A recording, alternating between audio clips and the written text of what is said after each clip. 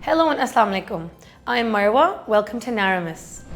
Today we'll discuss a book that doesn't just recount history, but exposes how UK imperialism helped shape one of the world's most enduring and devastating conflicts. Peter Shambrook's Policy of Deceit, published in 2023, unpacks how British imperial tactics deliberately set the stage for the Israel-Palestine crisis we're still stuck in today. As Gaza faces unprecedented devastation and over 50,000 Palestinians have been reported martyred since October 2023, the relevance of this history is no longer academic. It's urgent. Shambrook forces us to ask, how did we get here? And why hasn't the West, particularly Britain, owned up to the role it played in shaping this catastrophe? The book focuses on the secret correspondence between Sir Henry McMahon, the British High Commissioner in Egypt, and Sharif Hussein of Mecca, the leader of the Arab revolt against the Ottoman Empire.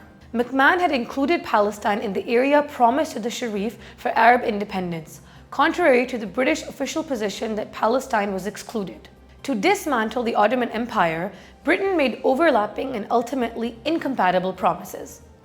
To the Arabs, they pledged post-war independence in exchange for revolt against Ottoman rule. That promise was detailed in the McMahon-Hussein correspondence of 1915 and 1916. And crucially, Shambrook argues that these letters did include Palestine, a fact later denied by British officials. At the same time, Britain issued the 1917 Balfour Declaration, supporting the creation of a Jewish national home in Palestine. These weren't diplomatic accidents, they were contradictions by design. Behind the scenes, the 1916 Sykes-Picot Agreement carved up the Arab world between Britain and France, nullifying any real autonomy for the Arabs. As Shambrook puts it, this wasn't confusion, it was calculated betrayal. By the time the Paris Peace Conference convened in 1919, Arab leaders, despite fighting alongside the British, found themselves sidelined. In contrast, Zionist representatives arrived with strong European backing. By allowing Zionists to settle in Palestine, the groundwork for future conflict was already laid. At the 1939 St. James's Conference, British legal advisors quietly admitted that their reinterpretation of the McMahon correspondence wouldn't survive serious legal scrutiny. In other words, they knew they had no moral or legal ground to stand on, but kept the lie intact to serve their interests. Shambrook's conclusions are supported by a whole array of archival material, many of which have long been accessible but underutilized in mainstream histories.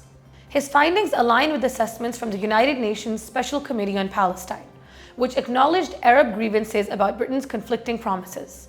The book echoes Edward Said's foundational critique of Western complicity in the dispossession of Palestinians, as outlined in The Question of Palestine.